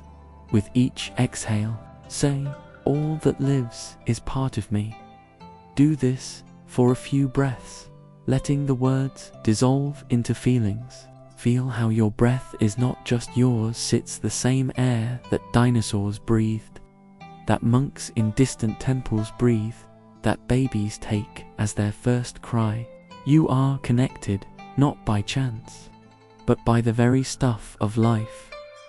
Yuki walks back to her village as the mist fades, the sun warming her shoulders. She passes the farmer, who nods and says, beautiful morning, isn't it? She smiles and replies, yes, it is. For the first time in a long while, her steps feel light, as if the ground itself is lifting her up. She knows her house will still be empty, but it will no longer feel lonely. It will be a part of the village, which is part of the valley, which is part of the mountain, all of it breathing, all of it connected. This is the gift of the morning mist bell. It reminds us that we are never truly alone. We are connected to the past through memory, to the present through breath, to the future through the lives we touch without even knowing it. Loneliness is just a forgetting, and remembering is as simple as listening to a bell, to the wind, to the steady beat of your own heart, which is always, always in rhythm with the world. As the sun climbs higher, the village comes alive, children laughing, doors creaking open, the smell of breakfast drifting on the air. Yuki opens her door and finds the young mother from the temple standing there, holding out a bowl of hot porridge. I made too much, she says, smiling. Yuki takes it, the warmth seeping into her hands, and knows that connection is not something we have to seek. It is something we wake up to, again and again, in the smallest moments. Take one more breath with me, feeling that connection now. Inhale, and know you are part of something vast and gentle. Exhale, and let that knowing wrap around you like a blanket. And as we move forward, carry this with you. You are never alone. You are a thread in a tapestry, a note in a song, a breath in the endless rhythm of life, where the sun dips low, painting the sky in strokes of violet and amber. You find yourself standing at the foot of an old stone bridge, its arches weathered by time, its planks worn smooth by the feet of countless travelers. The river below flows slowly, its surface shimmering like liquid bronze in the dying light. This is the Moonrise Bridge, a structure that has spanned the river for over 200 years, a witness to weddings and funerals, to storms and droughts, to the quiet comings and goings of 1,000 lives. An elder sits on the bridge's edge, his back straight despite his years, his hands resting on a gnarled walking stick. His name is Kenji, and he comes here every evening, as he has for the past 40 years. He watches the river, but his eyes are not focused on the water, they're focused on memories. Floating like leaves on the current dot, you can see it in the set of his jaw, the faint furrow between his brows. These are not happy memories, they are sharp, like broken glass, cutting through the peace of the evening. A harsh word spoken to his daughter decades ago that he never got to take back. A business deal that cost a friend his home. A betrayal he buried but never buried deep enough. These memories wake him at night, his heart racing, his mind replaying the scenes over and over, as if he could rewrite them if he tried hard enough. You know this kind of restlessness, don't you? The kind that comes not from worry about the future, but from regret about the past, from words left unsaid, choices left unmade, hurts left unhealed. It's the mind's way of trying to fix what's broken, even when the pieces have long since scattered. But here's what the Buddha taught. Some things in life are like the river, they flow forward, and no amount of wishing can turn them back. To cling to them is to drown in a current that will not stop. Kenji closes his eyes as a cool breeze blows off the river, lifting the hair from his forehead. He remembers the night his daughter left, slamming the door behind her, his angry voice still hanging in the air. "You'll regret this," he'd shouted. But it was he who regretted the pride that kept him from apologizing, regretted the years that passed before her death, regretted the silence that grew between them like weeds. Modern psychology calls this ruminative thinking, the mind's compulsive rehearsal of past wrongs, real or imagined. It's the default mode network stuck in a loop, reactivating the same neural pathways associated with guilt, shame, and anger. Over time, this loop can hijack sleep as the brain remains in a state of hypervigilance, unable to let go of the need to fix what's already broken. It's a form of self-defense. In a way, the mind thinks that by reliving the past, it can prevent similar pain in the future. But all it does is trap us in a prison of our own making. A young woman appears at the end of the bridge. Her robes simple, her head Shevda, novice from the nearby temple. She pauses when she sees Kenji, then approaches slowly, her steps light on the worn planks. "May I sit with you?" she asks, her voice as soft as the evening air. Kenji nods, and she sits beside him, crossing her legs neatly. They watch the river in silence for a while, until the novice speaks. "This bridge has stood for 200 years, she says. It has borne the weight of horses and carts, of lovers and mourners, of children chasing fireflies, but it does not remember their names. It does not judge their stories. It simply holds them, then lets them pass."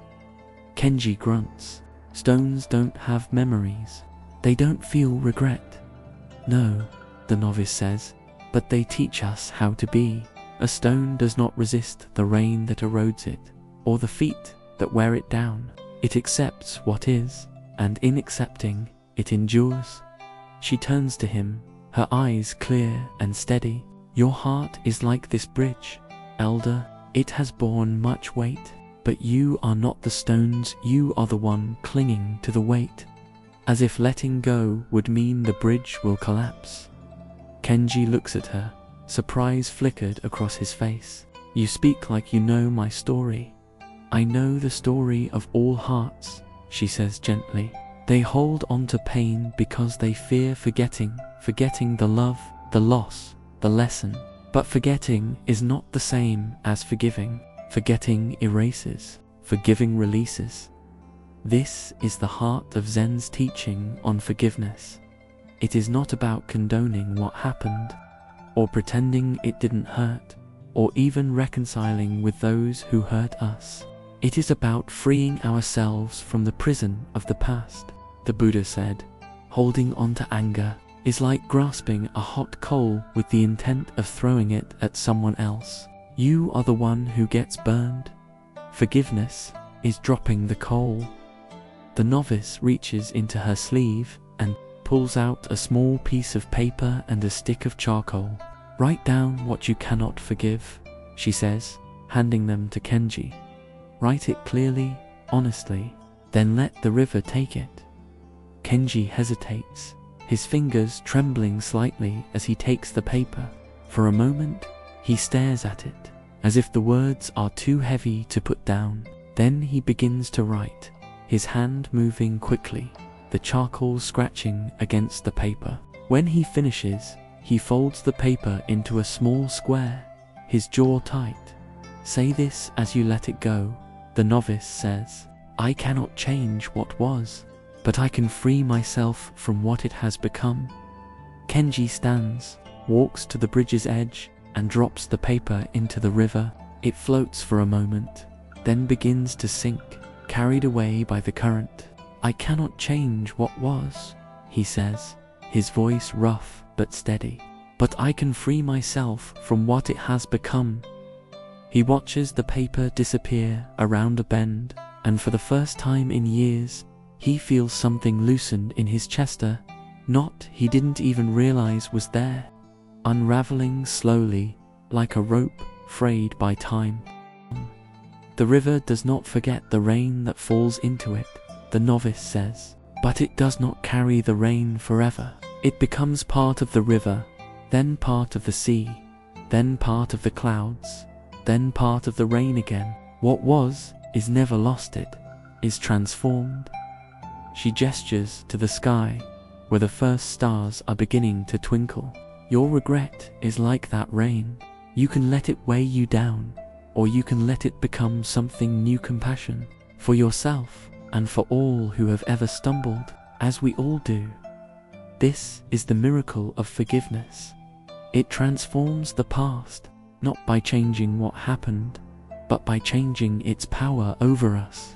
Neuroscience shows that practicing forgiveness reduces activity in the amygdala, the brain's fear center, and increases activity in the prefrontal cortex, which is associated with calm and rational thinking. It's as if we're rewiring our brains to respond to the past with peace, rather than pain.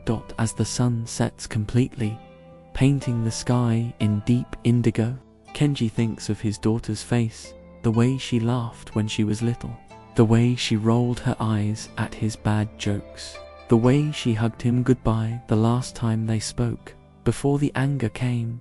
For the first time, he doesn't focus on the fight, he focuses on the hug. Thank you, he says to the novice, who smiles and stands. Thank the river, she says. It has been teaching this lesson for centuries. She walks away, her robes swishing softly against the bridge planks, leaving Kenji alone with the river and the stars. He stays until dark, watching the water flow, feeling the weight in his chest grow lighter with each passing moment. When he stands to leave, he places his hand on the bridge's stone railing, as if thanking it for its patience.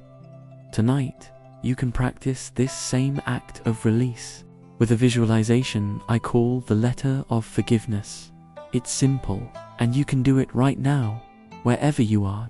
First, bring to mind a memory that haunts you, a regret, a mistake, a hurt you've been carrying.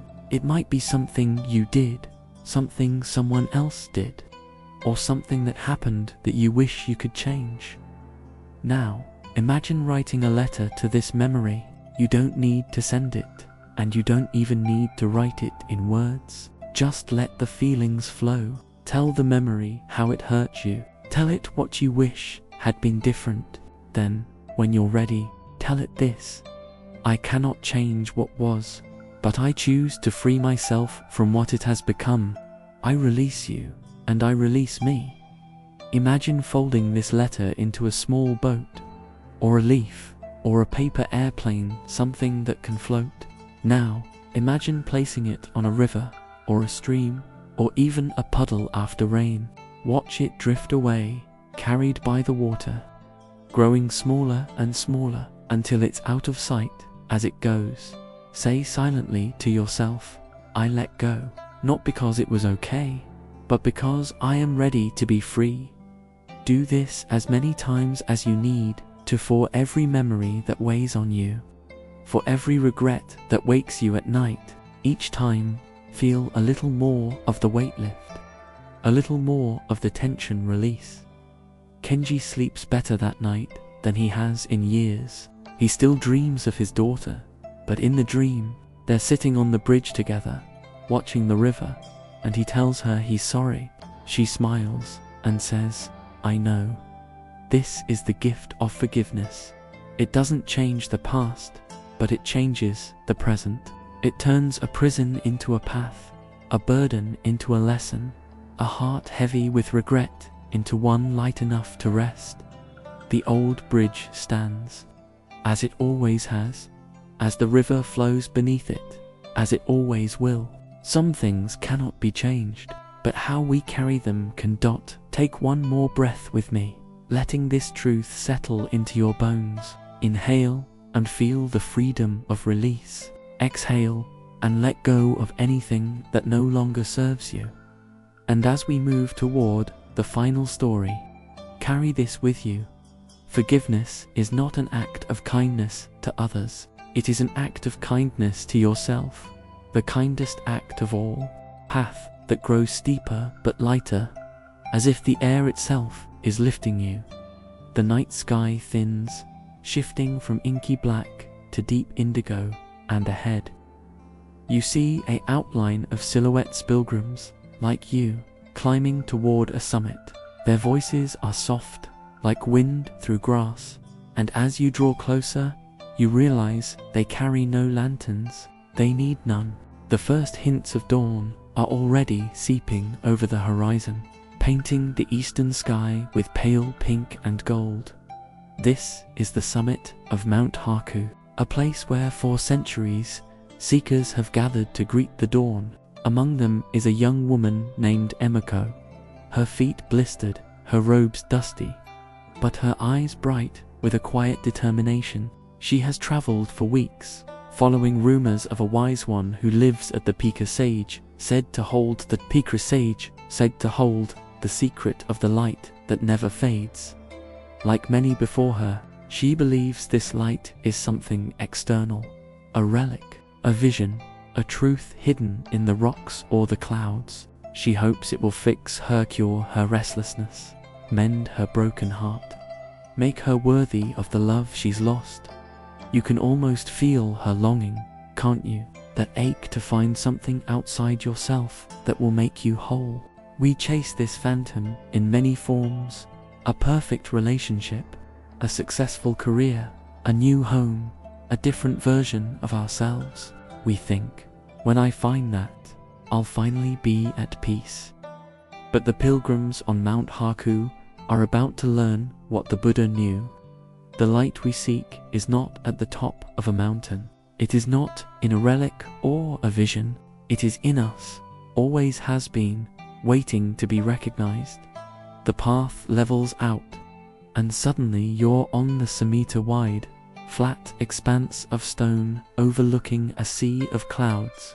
The pilgrims spread out, sitting or standing in silence, their faces turned toward the east. Emiko finds a spot near the edge, her legs trembling from the climb. Beside her sits an elder, his hair white as snow, his eyes crinkled with a lifetime of smiles. He notices her fidgeting, her gaze scanning the horizon as if searching for something. Looking for the light, he asks, his voice warm as sunlight. Emiko nods, her throat tight. I've heard it's here, that it can heal things, make sense of things. The elder chuckles softly. It is here, but not where you're looking. He points to her chest. It's here, in you, in all of us. Emiko scoffs, but there's sadness in it. If that were true, I wouldn't be here. I'd be better, happier. Ah, the elder says, but that's the trick of it. The light doesn't make you better. It shows you that you were never broken. It doesn't make you happy. It shows you that happiness is already here, in this moment, if you stop looking for it elsewhere. Modern neuroscience calls this intrinsic motivation, the idea that our deepest sense of purpose and peace comes not from external rewards, but from within. When we focus on external validation or achievements, we activate the brain's stress response, keeping us in a state of constant craving. But when we connect to our intrinsic worth, our own light, the prefrontal cortex calms and the default mode network quiets. We enter a state of flow where we are fully present, not because we're getting something, but because we're being ourselves. The sky brightens, and a sliver of sun peeks over the edge of the world. The pilgrims gasp, but not at the sun, it's at the light on the sun. The way it turns the clouds into fire, the way it gilds the edges of every stone, every leaf, every face. Emiko stares, tears spilling down her cheeks, not from sadness, but from a kind of recognition and memory of something she'd forgotten. "I've been looking everywhere," she whispers to the elder, "but it was always here." The elder nods. "We all do. We think the light is in the temple, in the teacher, in the journey, but the temple is just a building. The teacher is just a person. The journey is just steps. The light is what sees them." As the sun rises higher, the elder leads the pilgrims in a simple practice. "Close your eyes," he says, "and take a breath. Not a deep breath, just a breath. Feel it moving in, moving out. Now, imagine a small flame in your chest, warm and steady. It's been there since the day you were born. It never went out, even when you thought it did. It's the part of you that knows joy, that feels love, that knows you are enough." Emiko closes her eyes, and for a moment she tries to make the flame appear, to force it into existence, but it doesn't work. Then she remembers the elder's words. The light is not something you create, it's something you allow. She relaxes, softens her breath, and there it is, a flicker, then a glow, warm in her chest, spreading through her arms, her legs, her fingertips. "This is the light," the elder says, his voice gentle. "It's not in the sun, though the sun reflects it. It's not in the summit, though the summit reminds you of it. It's in you. It's you, the part that is awake, that is alive, that is capable of peace, even when the world is chaos. But it's yours. It's been with you always, through every joy, every pain, every moment of doubt. Notice how it feels to acknowledge it, not to fix it, not to make it brighter, just to say, 'I see you.' If your mind wanders, and it will gently return to the sensation of your breath, then to the light. It's always there, waiting for your attention. This light is your Benja, your true nature, as the Zen masters call it. It's the part of you that is beyond thought, beyond judgment, beyond the stories you tell yourself about who you are. It's the part that knows peace is not a destination, but a return to yourself, to this moment, to the simple truth of your existence." The pilgrims begin their descent, but they are not the same people who climbed the mountain. Their steps are lighter, their faces softer. Emiko carries no souvenirs, but she carries something far more precious, the memory of her own light, a memory she will never lose. As we near the end of our journey, let's take a moment to integrate what we've learned. All the stories of bamboo and streams, stonecutters and gardens, lakes and branches, huts and bells and bridges, they all point to the same truth. Peace is not something we find outside ourselves. It's something we remember, something we allow, something that has been with us all along. The Buddha said, "Be a light unto yourself." He didn't mean we have to create the light. He meant we have to recognize it, nurture it, trust it. It's the light that allows us to embrace restlessness, to be present, to let go of more, to flow with emotions, to see ourselves clearly, to be patient, to find calm in simplicity, to connect to something larger, to forgive, and to awaken. Take one final breath with me. Inhale and feel your light growing brighter. Exhale and let it spread beyond you, touching everything and everyone in your life. Asterisk, when we've journeyed through swaying bamboo, murmuring streams, silent valleys, and misty dawns, the truths of acceptance, presence, and letting go have fallen into your heart like seeds. May peace accompany every one of your dreams, and may you wake to embrace the new day with this Zen stillness. Thank you for sharing this journey with Zen Mind Temple. We are always here